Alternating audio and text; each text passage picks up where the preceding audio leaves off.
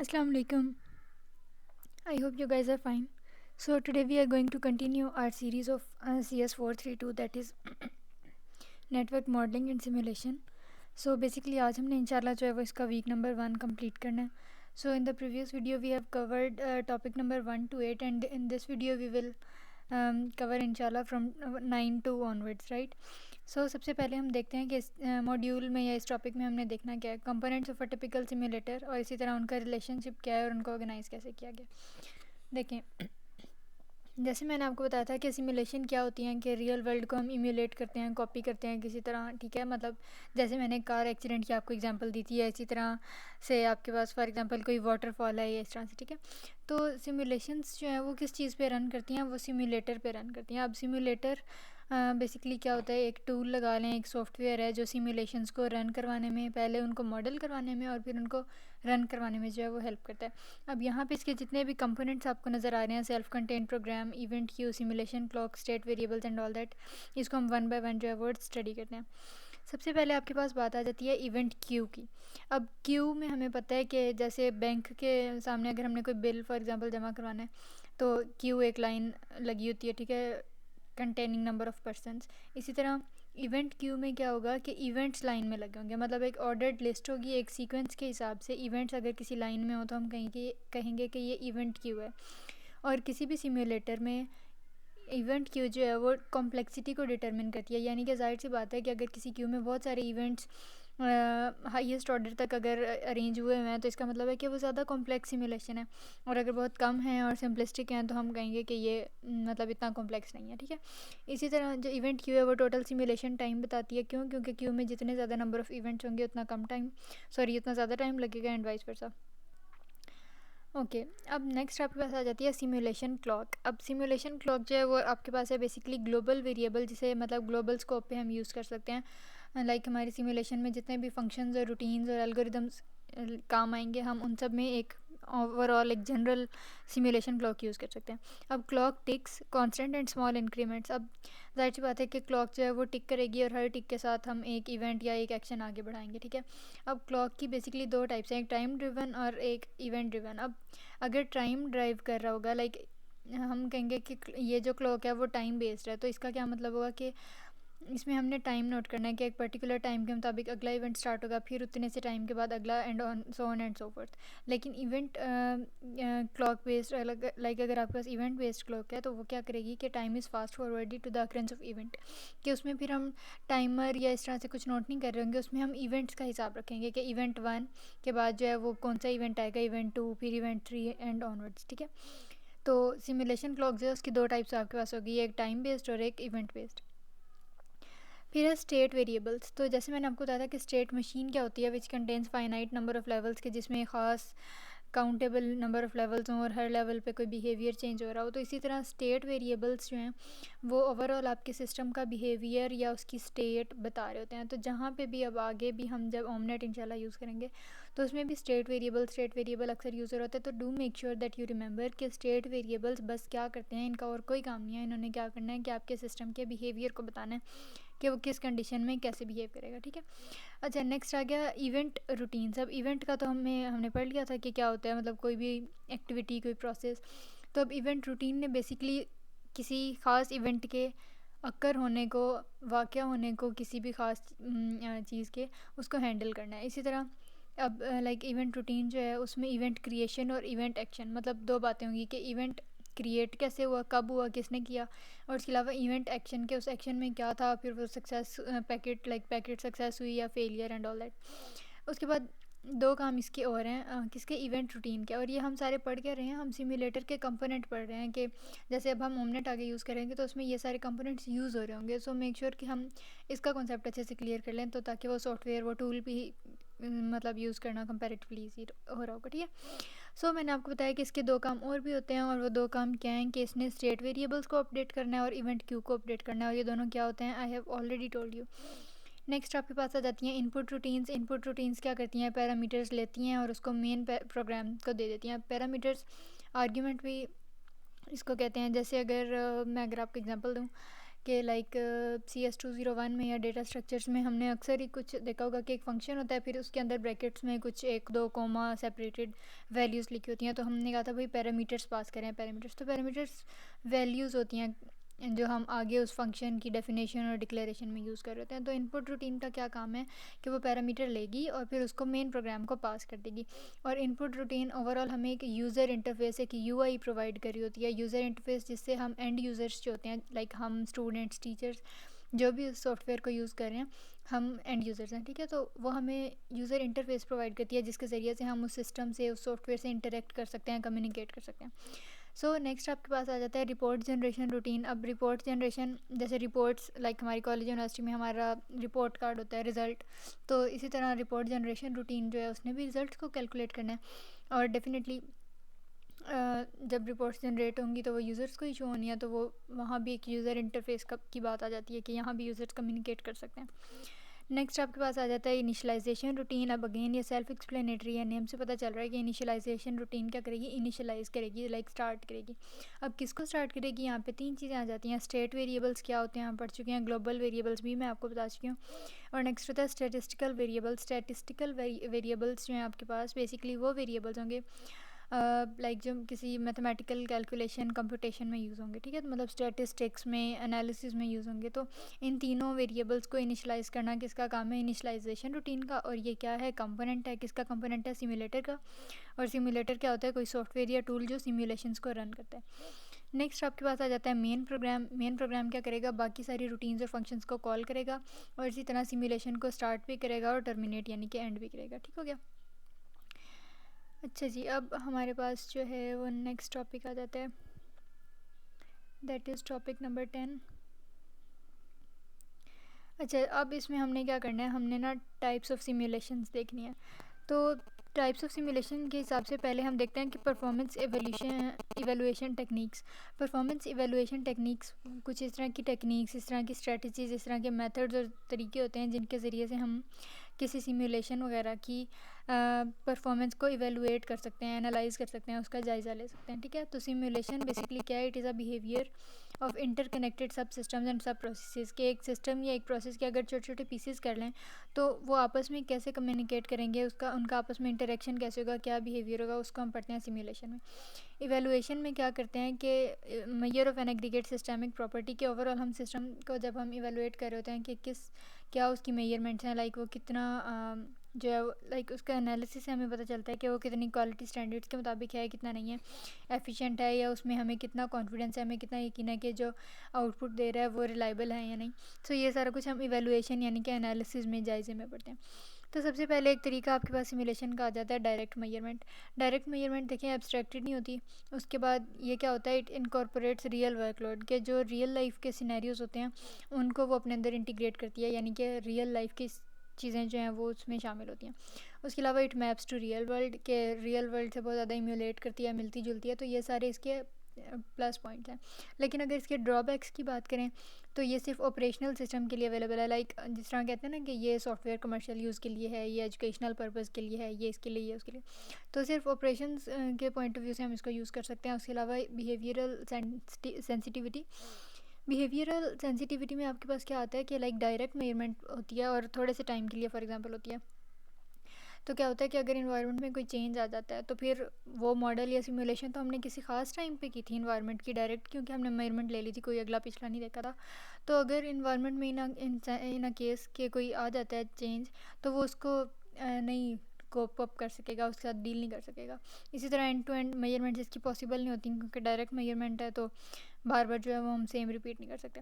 अब यहाँ पे देखें परफॉर्मेंस इवेलुएशन टेक्निक्स में एक रियल वर्ल्ड होती है आपके पास, एक वर्चुअल लाइक इमेजिनरी जिसमें हम सारा कुछ कर रहे होते हैं। अब इसमें भी रियल वर्ल्ड में भी डायरेक्ट आपके पास मेजरमेंट है और मॉडलिंग है, और इसी तरह वर्चुअल में भी।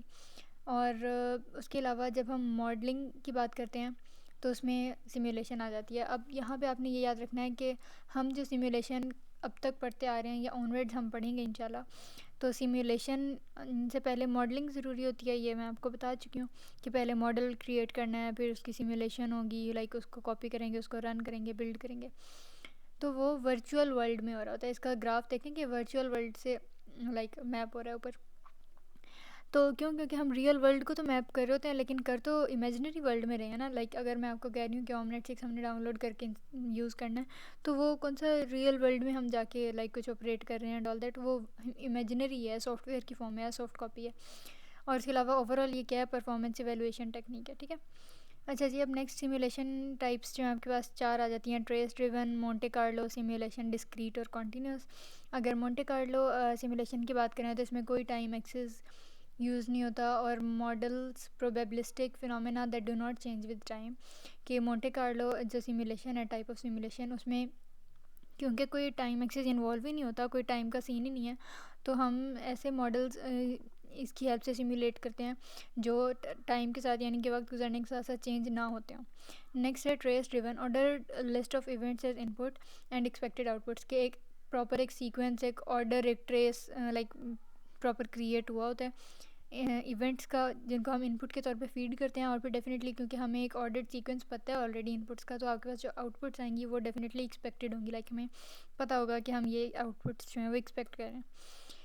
नेक्स्ट आ जाता है continuous event, it state changes to inputs at non discrete times के discrete steps like 1 2 3 4 and all that, ये नहीं होता, कॉन्टीन्यूसली चेंजेस होते हैं। और consequently like as a result क्या होता है कि आपके पास बहुत ज़्यादा नंबर ऑफ इनपुट आउटपुट्स और बहुत ज़्यादा स्टेट चेंजेस आ रहे होते हैं। क्यों, क्योंकि कोई उसमें फाइनाइट स्टेप्स ही नहीं है, कोई ब्रेक्स ही नहीं लग रहे, 1 2 3 4 ये चलता ही जा रहा है, लाइक 1 1.1 1.12 1.1 2 3 4। तो मतलब इस तरह से इतना कॉन्टीन्यूस है कि उसमें, जिसकी वजह से आपके पास बहुत ज़्यादा आउटपुट्स मिलती हैं आपको। और फिर आखिर में आमतौर पे हम उसको क्या करते हैं कि कॉन्टीन्यूस को डिस्क्रीट में चेंज कर देते हैं अपनी एनालिसिस को आसान बनाने के लिए।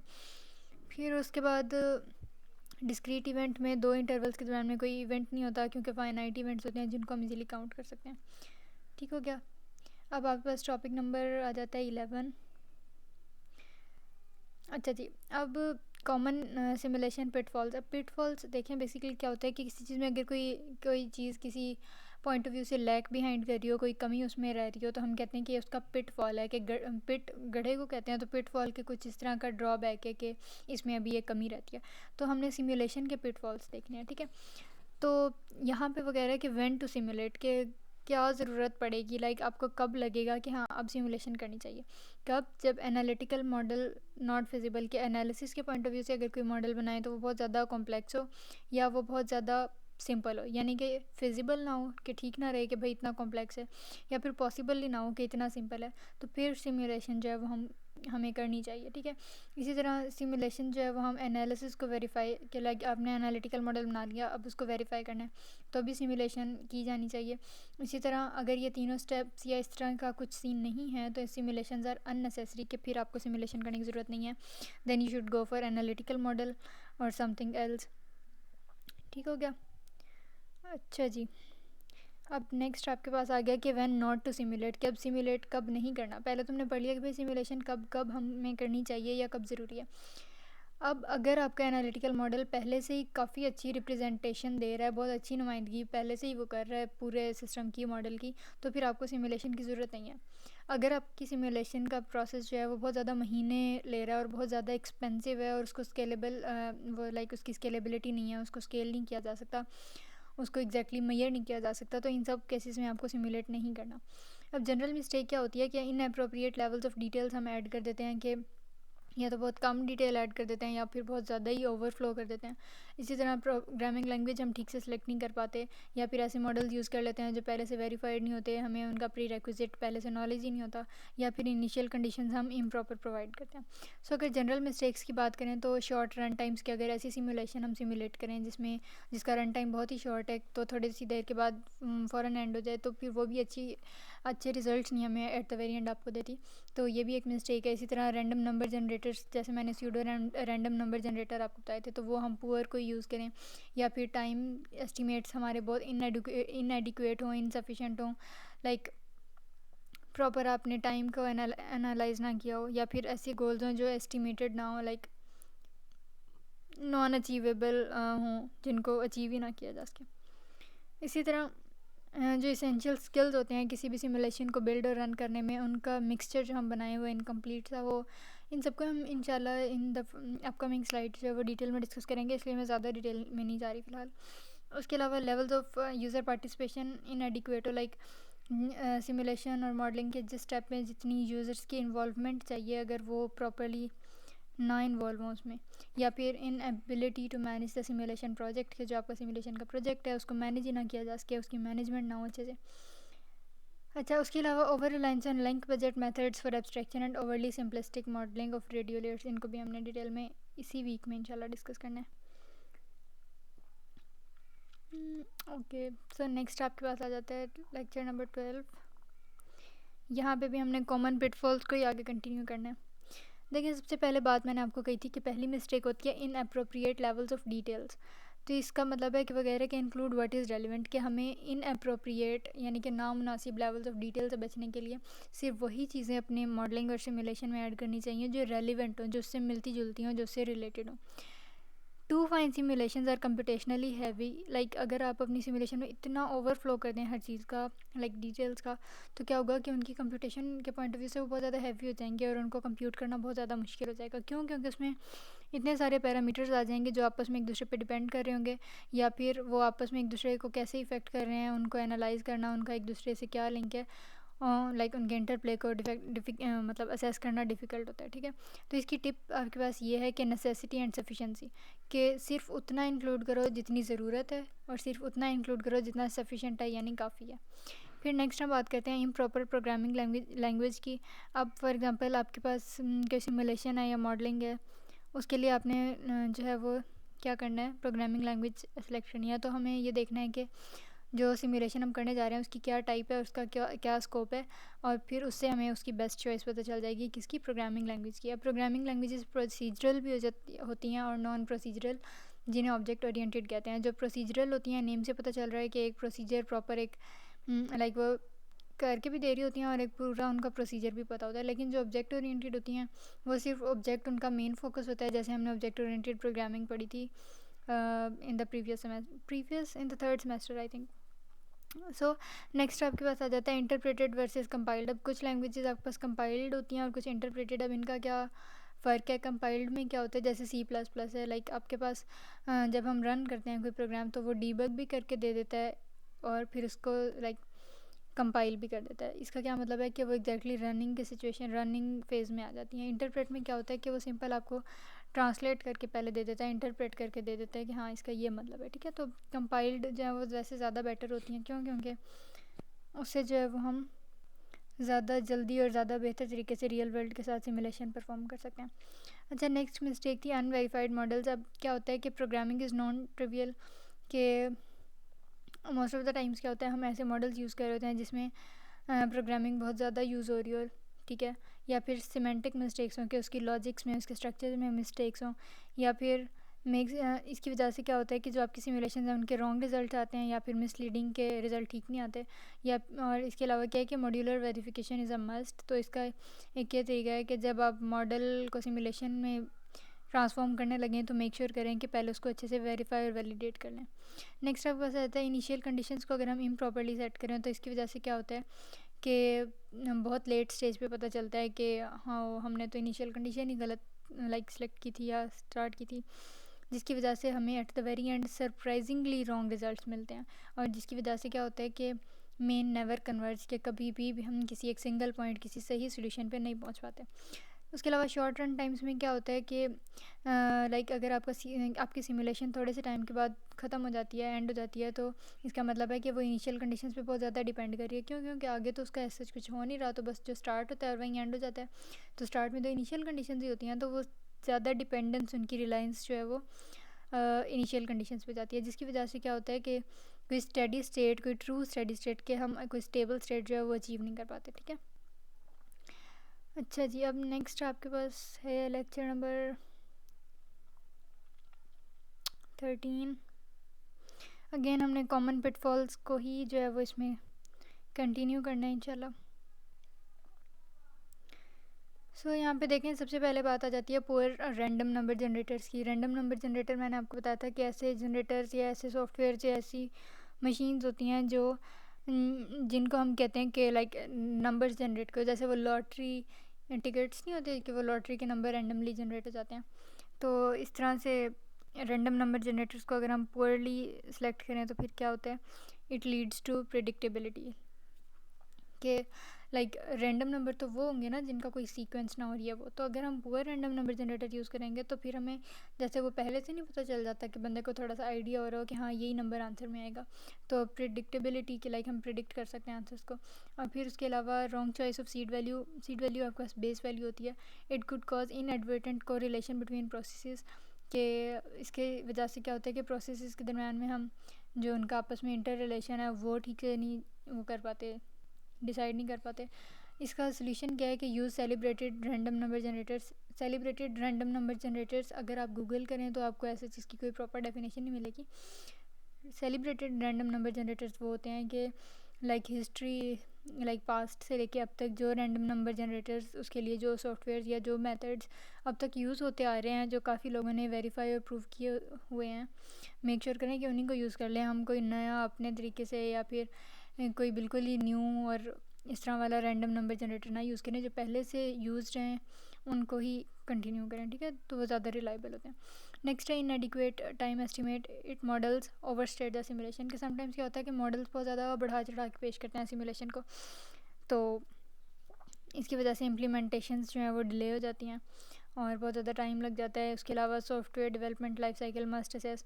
अच्छा, इसका सोल्यूशन ये है कि जो SDLC यानी कि सॉफ्टवेयर डेवलपमेंट लाइफ साइकिल है, शायद आपने CS 504 सॉफ्टवेयर इंजीनियरिंग में ये पढ़ा होगा SDLC या इसी तरह के किसी और सब्जेक्ट में। जो SDLC या सॉफ्टवेयर डेवलपमेंट लाइफ साइकिल होता है उसके लिए ज़रूरी है कि वो पहले मॉडल की कम्प्लेक्सिटी को असेस करे कि आया ये अगर रन होगा सिमुलेशन के बाद, मतलब सिमुलेशन के ज़रिए, तो ये कितना टाइम लेगा।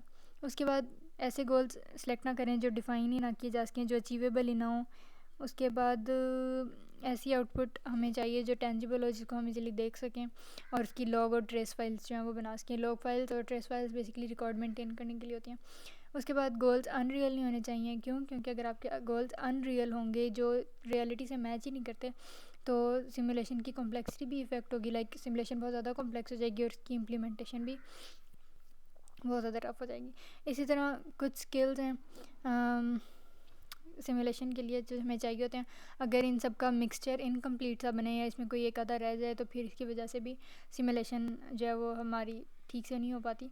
स्किल्स वो कौन से हैं? डोमेन नॉलेज की। अगर आप किसी फॉर एग्जांपल मैकेनिकल इंजीनियरिंग के किसी प्रोजेक्ट की सिमुलेशन करने लगे हैं तो आपको उस फील्ड का नॉलेज होना चाहिए। इसी तरह स्टैटिस्टिक्स, कंप्यूटेशंस, कैलकुलेशंस, मैथमेटिक्स, इस सब की जो भी उसमें यूज़ होना है वो आपको प्रॉपर आनी चाहिए। फिर प्रोग्रामिंग लैंग्वेज जो हम सेलेक्ट कर रहे हैं उसका पता होना चाहिए, प्रोजेक्ट को कैसे मैनेज करना है ये पता होना चाहिए, and at the very and आपके पास पास्ट एक्सपीरियंस होना चाहिए।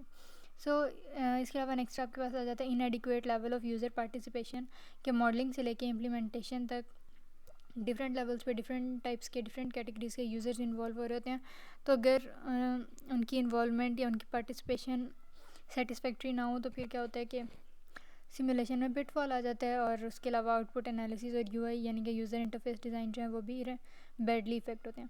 नेक्स्ट आपके पास पिटफॉल था inability to manage the simulation project, कि अगर आप का जो सिमुलेशन या मॉडलिंग का प्रोजेक्ट है हम उसको मैनेज ही नहीं कर पा रहे, या हमारे अंदर इतनी सलाहियत ही नहीं है कि हम उसको मैनेज कर सकें, तो ये इसकी वजह से भी सिमुलेशन जो हैं वो हो जाती हैं। और monolithic simulations are not monolithic. Monolithic वैसे कहते हैं सिंगल स्टोन या वन स्टोन, तो इसका मतलब है कि सिमुलेशन में सिर्फ एक चीज़ नहीं आ रही होती। लाइक हम कहेंगे बस ये मॉडल है और इससे सिमुलेशन हो जाएगी, राइट। इसमें बहुत सारे स्टेप्स जिसको हम पहले भी पढ़ चुके हैं कि पहले ये करना है, फिर वो, फिर वो, फिर वो, और फिर ऑमनेट हम इंशाल्लाह यूज़ करेंगे तो उसमें भी डिटेल्ड व्यू हम देखेंगे। तो वो कह रहे हैं कि सिमुलेशन सिर्फ एक सिंगल स्टेप प्रोसेस नहीं है, उसके लिए हमें सॉफ्टवेयर इंजीनियरिंग टूल्स की भी ज़रूरत होती है जो चेंजेस को ट्रैक कर सके, कोड को मैनेज कर सके, इस तरह मल्टीवेरिएट डिज़ाइन को भी जो है वो इजीली हैंडल कर सके। ठीक हो गया। नेक्स्ट लेक्चर आपके पास है हमारा इस वीक का लास्ट लेक्चर है, और अगेन हम इसमें सिमुलेशन पिटफॉल्स को डिस्कस करेंगे। सबसे पहले आ जाता है ओवर रिलायंस, यानी कि बहुत ज़्यादा डिपेंड करना on link budget methods for abstraction. Link budget methods को अगर हम उन पर बहुत ज़्यादा डिपेंड करें तो फिर क्या होता है? Link budget losses overly static fair enough for steady state analysis, कि अगर हम लिंक बजट पे लाइक डिपेंड कर रहे हैं इतना ज़्यादा, तो इसकी वजह से क्या होगा कि सिमुलेशन में इनएक्यूरेसी आ जाती है, और सिर्फ अगर आपका सिस्टम या आपकी एनालिसिस सिर्फ स्टेडी स्टेट के लिए है कि एक सेम स्टेट रहेगी जो कि चेंज नहीं हो रही वक्त के साथ या आगे भी नहीं होगी इन फ्यूचर, तो लिंक बजट एनालिसिस काफ़ी है, ठीक है। लेकिन डायनामिक एनालिसिस हम इससे नहीं कर सकते।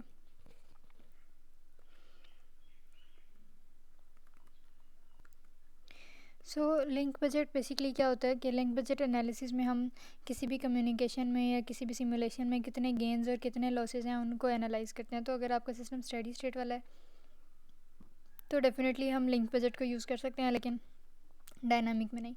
अच्छा, उसके अलावा ओवरली सिंपलिस्टिक अगर मॉडलिंग हम करें रेडियो लेयर्स की, रेडियो लेयर्स जो आपकी अपर लेयर्स हैं, तो उसकी वजह से जो नीचे वाली लोएस्ट लेयर्स होती हैं वो अक्सर इग्नोर हो जाती हैं। और उसके अलावा डिले और उसमें बिट एरर रेट्स जो हैं उसको हम ठीक से एनालाइज नहीं कर पाते, ठीक है। इसी तरह ऑफन द एकाइलिस हील हम वीकनेस को किसी भी चीज़ में कहते हैं। तो क्या होता है कि अगर हम रेडियो लेयर्स यानी कि फॉर एग्जांपल अगर अपर लेयर्स को बहुत ज़्यादा हम काउंट डाउन कर रहे हैं, कैलकुलेट कर रहे हैं और लोअर लेयर्स को इग्नोर कर रहे हैं, तो ये भी हमारी सिमुलेशन मॉडलिंग में एक एकाइलिस हील है यानी कि वीकनेस है। So wrong results in highly dynamic use cases के, अगर आप का सिस्टम अगेन बहुत ज़्यादा डायनामिक यूज़ केसेस पे डिपेंड करता है, बहुत ज़्यादा डायनामिक इन्वायरमेंट वाला है, तो फिर बहुत ज़्यादा रॉन्ग रिजल्ट्स आएंगे। क्यों? क्योंकि हमने सिर्फ रेडियो लेयर्स को लिया होगा, अपर लेयर्स को लिया होगा, और वो भी बहुत ज़्यादा सिंपलेस्ट मेथड है, ठीक है। So in order to make the long story short, यहाँ पे आपके पास जो है वो बहुत सारे ओवरऑल जिन सबको हम डिटेल में पढ़ चुके हैं पिटफॉल्स को, उन सब की इस स्लाइड में आपको ओवरऑल पिक्चर दिखाई हुई है कि inappropriate levels of detail, इसी तरह improper selection of programming language, फिर inadequate time estimate, poor random number generators, unverified models, उसके अलावा short run times, improper initial conditions, no clear goals, no user participation, overly simplistic radio layers, और फिर उसके बाद link budget, और फिर lacking the essential skills. So that was all about week number 1। इसमें हमारे पास जो है वो 14 लेक्चर्स तक कंप्लीट हो गए हैं। बेसिकली ये वीक नंबर 1 था। सो नेक्स्ट वीडियो में इंशाल्लाह हम वीक 2 स्टार्ट करेंगे, और उसमें ऑमनेट भी हमने डाउनलोड करना है, ठीक है।